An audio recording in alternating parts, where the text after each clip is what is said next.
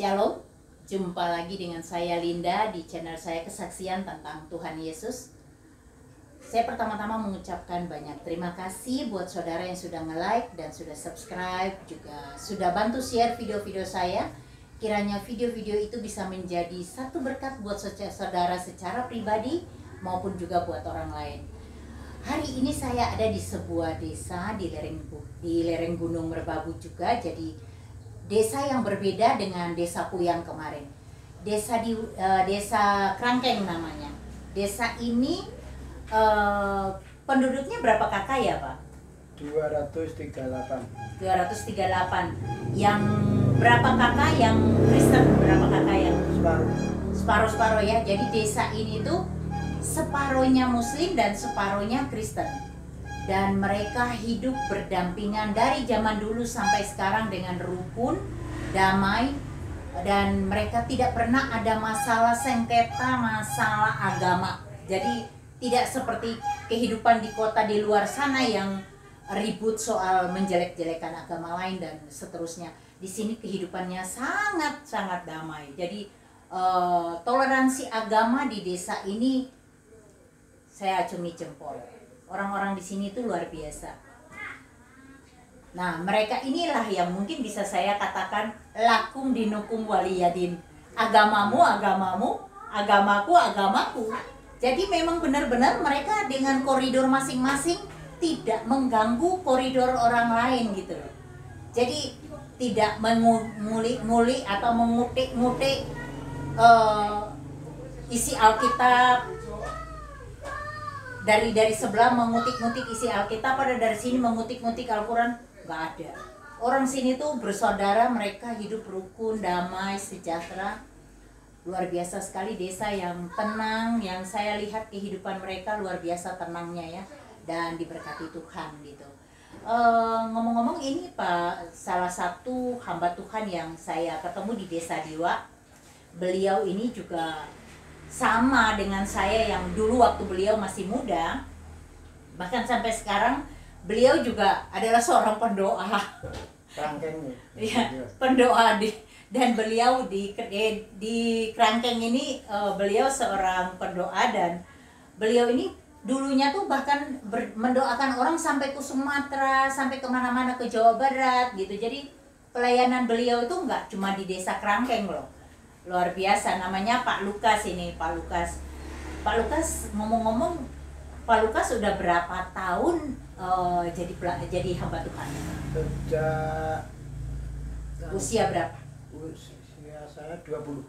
Sudah 20 tuh sudah melayani ya? Iya. Wow, luar biasa. Sekarang usia Pak Lukas berapa? 78. 78, berarti 58 tahun melayani Tuhan. Iya. Apa pengalaman Bapak yang Bapak rasakan di dalam pelayanan pekerjaan Tuhan ini? Selama 58 tahun itu bukan waktu yang pendek soalnya.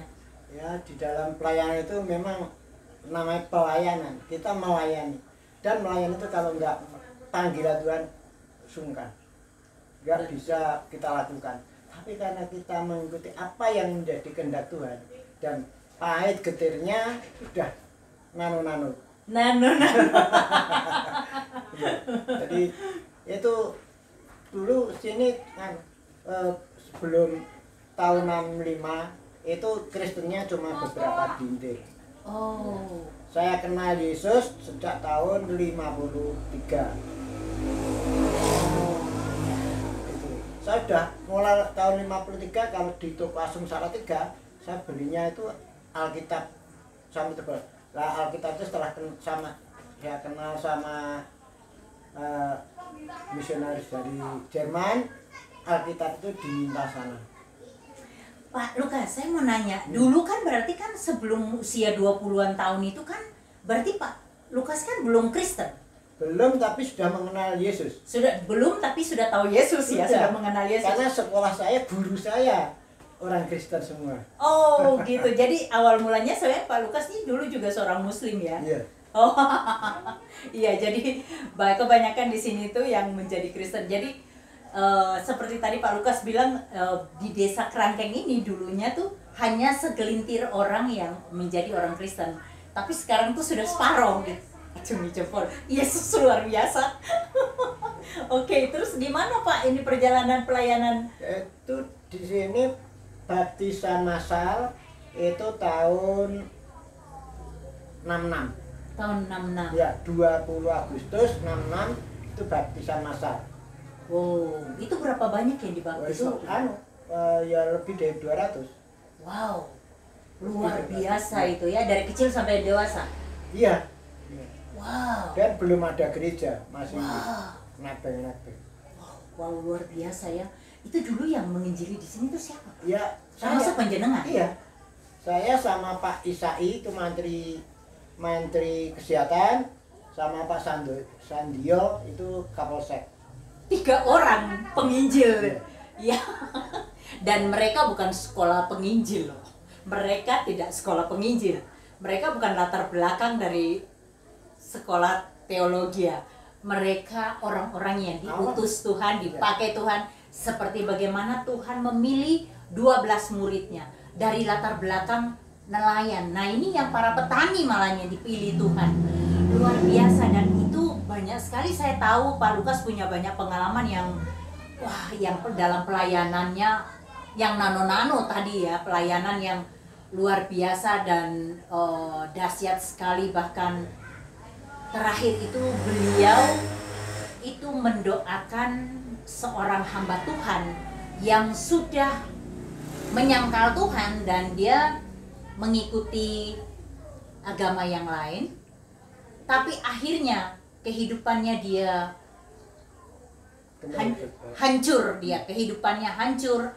Akhirnya dia kembali sadar dan disentil Tuhan, akhirnya dia kembali. Dan ketika padahal dia seorang pendeta loh, dan ketika dia kembali, yang mendoakan beliau dan Pak Lukas yang mendoakan beliau itu. Dan bagaimana kejadian waktu itu Pak? Itu waktu itu seru loh Pak. Iya, itu pada waktu namanya Pak Andreas. Iya. Itu pendeta pernah ditugaskan di Kalimantan, tapi di sana pulang sudah menjadi orang yang tidak waras.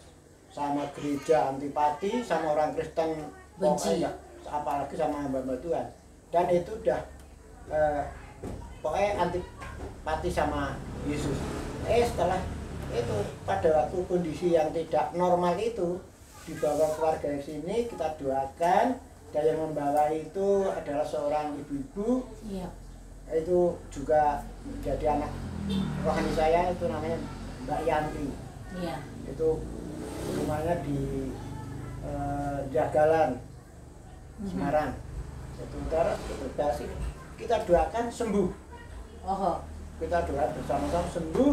Nah, setelah sembuh mau ulang tahun di sini. Mereka tanggal 9 Juli, saya tanggal 14, mau diambil tengah-tengah. Dia, Pak, apa bisa Pak? Orang seperti saya sudah nggak karu-karuan hidup saya, terus kembali kepada Tuhan, tapi bisa Pak, saya kembali ke rumah Bapak di pangkuan hamba Tuhan, bisa. Sungguh nggak bisa. Setelah kita doakan, kita tumpangi tangan, rebah dalam Roh Kudus. Itu semua tidak boleh menyentuh, udah biarin aja. Di sini pada waktu dulu masih ada ambennya. Ada amben. Ya. Jadi itu terus itu datang bawa kijang pulang dijemput Tabita. Saya sama istri sama keluarga itu nginep di Semarang 3 hari 3 malam. Jadi bagaimana ceritanya dia minta didoain ya Pak? Iya. Terus tumbang Roh Kudus. Iya. Wah itu anehnya itu dia kentut itu panjang sekali gitu lah. Itu ya. Itu roh lain itu yang keluar itu. Terus udah nggak apa-apa, jangan heran, itu kentut yang terakhir. Saya bilang gitu. Itu enak tidurnya. Terus Meninggal langsung meninggal. Itu jam 12 malam dia udah menghembuskan nafas terakhir. Anak-anak saya itu anak mantu, Pak nanti Pak urusan apa sih Pak? Enggak. Pak datang dengan sukacita dan meninggal itu karena dipanggil itu ada mertua, ada kakak ipar, ada istri, ada anak, semua ada. Malah nyonya itu bilang kalau meninggalnya dipanggil papa itu berangkatnya di rumah sakit kan lebih dari 15 juta. Tapi di sini kita nggak biaya apapun dan diurus dengan baik. Pada datang sehat ya? Sehat. Tapi itu kehendak Tuhan ya. Jadi itu di Citarum 3 malam langsung. Tapi dia ketika dia bertobat dan mau kembali mengikuti Yesus, justru langsung saat itu dipanggil Tuhan. Iya. Itu kejadian yang luar biasa loh. Itu Jadi jangan kita intinya gini, kita yang sudah mengenal kebenaran firman Tuhan, jangan main-main dengan kebenaran firman Tuhan. Benar. Jangan pernah kita selingkuh, kita menikung firman Tuhan yang hidup itu dari belakang. Akibatnya tuh fatal loh. Kalau kita masih diberi kesempatan seperti pendeta tadi pendeta Andreas, ketika dia bertobat dan saat itu didoakan dan terjadi pelepasan, langsung dia dipanggil Tuhan, masih bagus, masih ada pengampunan. Yeah. Coba kalau misalnya kita belum minta pengampunan sama Tuhan dan kita tahu-tahu meninggal, sudah jelas jurang maut, neraka tempatnya. Wah, itu lebih bahaya loh. Sebenarnya itu mengerikan sekali. Yang saya mau bilang saudara, kalau kita main-main dengan Tuhan ya, karena Tuhan Allah yang kita sembah adalah Allah yang hidup. Dia bukan Allah yang difitnah-fitnah orang. Karena di video saya tahu setiap video saya tuh ada yang dari Muslim yang menonton video saya, maaf, mereka mengatakan bahwa di desa Puyang itu, orang Puyang itu karena dikasih Indomie makanya terus ikut Yesus. Saya datang, saya tuh tidak bawa apapun. Sama Pak Lukas, Ibu, saya tidak bawa sebutir beras pun. Jadi jangan Anda menjelek-jelekan. Mereka punya iman, dipercaya pada Yesus itu karena mereka membuktikan bahwa Yesus itu memang hidup dalam hidup mereka. Apa yang mereka minta, doa itu terkabul. Yesus jawab mereka. Dan hidup mereka tuh sangat diberkati gitu loh. Jadi ada yang bilang katanya orang Kristen itu menyembah bangkai. Ada yang mengatakan kenapa kalau Tuhan kok disalibkan, sudah matilah segala macam. Tidak usah Anda menjelek-jelekan Tuhan Yesus, karena Tuhan yang kami sembah itu adalah Yesus, itu bukan Yesus yang mati. Yesus adalah Yesus yang hidup. Tuhan kami adalah hidup. Dia mati disalibkan, dan dia dikuburkan 3 hari. 3 hari itu dia bangkit, dia mengalahkan maut, dan dia naik ke sorga. 40 hari kemudian dia naik ke sorga. Saudara jangan main-main dengan menjelek-jelekan Tuhan kami, karena nantinya saudara juga akan berhadapan dengan sang hakim itu. Hakim itu adalah hakim yang hidup. Dan saudara, ketika saudara berhadapan dengan dia, apa jawabanmu? Karena di Al-Quran pun ada, ketika datang hari kiamat, yang datang sebagai hakim yang benar itu, Sirotol mustaqimnya adalah Isa alaihi wassalam. Jangan coba-coba loh saudara. Ketika saudara tidak pernah mendalami Al-Quran, tidak tahu isi Al-Quran, dan saudara menjelekkan Yesus, saudara akan mengalami sendiri siksa nerakanya. Saudara nanti yang menyesal. Saya cuma menyampaikan kebenaran firman Tuhan. Dan kita bisa mendengar kelanjutan dari kesaksian Pak Lukas selama 58 tahun beliau menjalani pelayanan beliau. Ada lagi cerita Pak yang mungkin yang bisa membuat orang itu menjadi berkat buat orang lain, buat saudara-saudara kita di luar yang mungkin mereka saat ini imannya lemah, tidak percaya. Mungkin saat ini mereka sedang galau, sedang dalam pergumulan berat, mungkin karena sakit penyakit, atau karena mungkin keadaan ekonomi yang sedang merosot, atau hubungan antara suami istri yang sedang kacau gitu. Tapi mungkin pengalaman panjenengan waktu 58 tahun pelayanan pasti ada dong mengalami sesuatu di antara 3 hal ini, yang sesuatu yang pasti menarik sekali untuk didengar itu saudara-saudara kita. Itu seperti apa yang disampaikan Ibu, banyak sekali ya. Jadi tentang rumah tangga, tentang pekerjaan, macam-macam. Dan yang mengherankan itu pekerjaan yang luar biasa Bu. Itu orang-orang yang sakit jiwa. Itu di rumah sakit jiwa udah nggak sembuh, dibawa sini. Sampai pernah ada itu orang itu kan mamai karena punya pabrik, terus datang sini, anaknya titip sini. Itu nanya, kalau pagi sarapan jam berapa? Terus saya biar apa adanya. Terus kalau mandi jam berapa? Kalau di sini siapa yang mau pergi dulu pasti yang mandi dulu. Tapi yang mandi paling terakhir itu Mbak Erni, karena Mbak Erni mandinya lama. Gitu.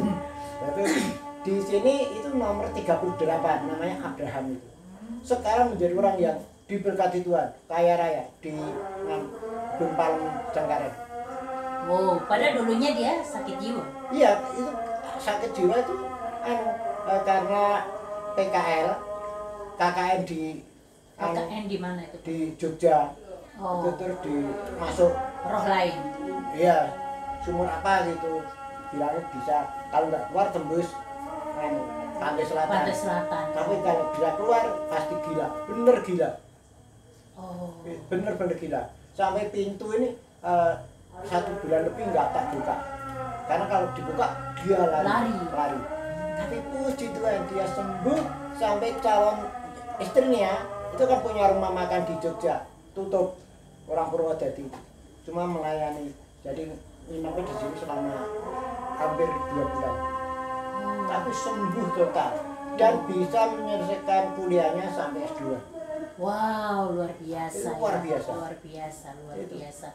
Orang yang sakit gila, jadi orang yang Jadi ya, itu- tapi sebenarnya itu kan dia sebenarnya awalnya bukan sakit gila ya, Betul, jadi bukan. dia kerasukan roh lain berarti Iya. ya sampai dia Nah, mengganggu. ada juga itu kan namanya itu anak Ibu Suliem kan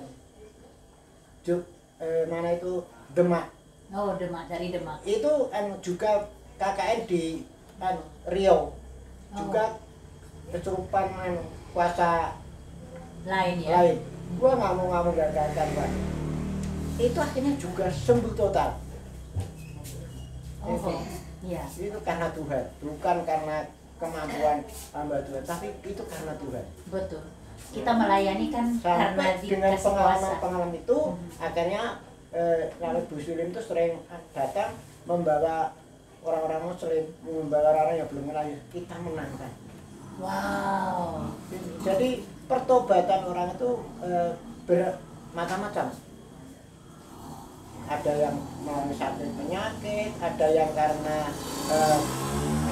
hidup tidak layak seperti yang lain, minta diberkati, yang diberkati, akhirnya saya yang memberkati Yesus, bukan pendeta, bukan hamba Tuhan, bukan gereja, akhirnya mengenal Yesus. Baru-baru ini banyak itu yang baru, orang-orang yang dari seberang yang datang akhirnya percaya sama Yesus. Saya nggak mau, tapi saya mendoakan siapa saja karena saya keyakinan saya Yesus, ya kita layani cara Yesus. Iya. Betul. Dan sering kita orang yang masih seberang saya tak layani perjamuan kudus. Itu karena perjamuan kudus untuk tentang darah Yesus. Iya. Itu. Wah. Jadi baru-baru ini banyak tamu-tamu yang minta dilayani itu waduh. Sok-sok orang yang tidak tahu dianggap seperti dukun. Nggak ada dukun kok dalam nama Yesus pakai minyak urapan segala dan kita tengengi dan kita layani pelepasan, itu nggak mungkin loh. Iya. Jadi Semuanya karena kuasa Roh Kudus Iya. pastinya. Iya, dari betul. itu maka kita itu tetap harus menjaga Kekudusan. kekudusan dan menjaga urapan itu. Iya. Kalau kita nggak menjaga urapan itu cuma main-main, akhirnya sudah pernah Bu, ada tamu yang datang jam 7 pagi sampai mondar-mandir itu seorang ibu-ibu masuk rumah sini jam 5 sore. Nah, itu punya masalah berat-berat yang tidak tertolong. Tapi setelah kita doakan, sidang di pengadilan menang. Wah, Nah, itu. luar biasa. 12 harinya datang ini membawa teman. Itu akhirnya, Pak maaf ya Pak, saya dulu 12 hari yang Lampung, saya sini itu mondar-mandir sebab saya nggak percaya Pak. Nggak percaya Pak. Lah alasannya apa nggak percaya? Ya mosok, Bapak itu hamba Tuhan terkenal, di mana-mana banyak kenal. Kok mau tinggal di rumah RSS? Di rumah sangat sederhana. Oh ini RSSB 2. Apa Pak? Rumah sangat sederhana kebangetan. Itu. Luar biasa. Iya, jadi Luar biasa pelayanannya beliau ini, luar biasa. Jadi Pak Lukas ini kalau di daerah-daerah sini sampai Salatiga, daerah Jogja, daerah Jawa Tengah gitu banyak sekali yang, bahkan Jakarta banyak yang mengenal beliau Pak Lukas ini. Wah, pengalamannya beliau tuh banyak sekali dan saya senang sekali kita bisa sharing gitu, bisa cerita bagaimana di dalam pelayanan Tuhan, karena saya ini kan baru 10 tahun jadi anak Tuhan. Sedangkan beliau kan sudah 57 tahun melayani Tuhan, luar biasa. Dan saya belum ada apa-apanya. Jadi makanya saya mesti banyak sharing dengan beliau gitu ya. Tapi saya percaya Roh Kudus yang ada di dalam beliau dengan Roh Kudus yang ada di dalam saya sama. Kuasanya sama. Jadi dalam pelayanan kita juga ya, karena memang kita hidup kita hanya untuk melayani Tuhan, bukan mencari duit gitu. Jadi maaf kita tidak seperti orang lain yang mungkin kalau mendoakan ada duit gitu. Kalau kita ya nggak mau. oh malah gini. Takut saya terima uang. Pendoa itu terkadang nombor. Betul. Nombor Bu. Itu kalau ada ibu-ibu yang hidupnya mungkin karena kalau datang yang di atas ini itu kebanyakan orang yang baru bermasalah. Iya, betul. Punya beban. Nah kalau bawa anak kecil datang jalan kaki, saya pulang pasti harus ngasih duit juga buat duit anaknya untuk jajan, untuk nganu. Ya puji Tuhan kalau anak-anak ada di rumah itu biasanya ngantar sampai jambelan. Tapi kalau enggak kan dia harus sudah janjian sama ojek gitu loh. Betul, betul. Ya, tapi berkat Tuhan selalu ada buat kita ya Pak. Amin, Jadi kita amin. harus syukurin. Ya. Kita bukan orang yang kaya raya, tapi bisa menjadi berkat buat orang lain. Itu yang utama dalam prinsip hidup kita. Ya, jadi kita pakai rumus gini Bu, itu pakai tabur tuai. Kalau kita menabur kebaikan, pasti juga akan menuai kebaikan. Betul. Walaupun kapan akan timbulnya itu urusan Di atas ya. Kalau saya tuh selalu bilang begini, burung di udara saja dia pelihara. Saya tidak pernah punya pikiran yang aduh ini aku besok kalau nggak punya duit gimana gitu. Saya tidak pernah berpikir begitu Pak, karena saya pikir burung di udara saja dia pelihara, apalagi kita anak manusia, anaknya dia pasti dia pelihara lah. Dan memang itu selalu dalam kehidupan saya mengalami keajaiban mujizat yang Tuhan berikan. Kadang-kadang gini Pak, saya lagi nggak punya duit sama sekali nih, cuma batin saja gitu, ya Bapak saya lagi bokek nih, saya ngomong sama Tuhan gitu, ya Bapak aku lagi bokek nih, tahu-tahu ada yang ngirimin. Amin. Jadi Amin. saya tuh heran gitu, yang saya terkagum-kagum gini loh, luar biasa Bapak Allah yang saya sembah, benar-benar Bapak yang baik. Dia tahu kebutuhan kita dan kita tidak pernah sampai kekurangan, nggak bisa makan toh. Ya.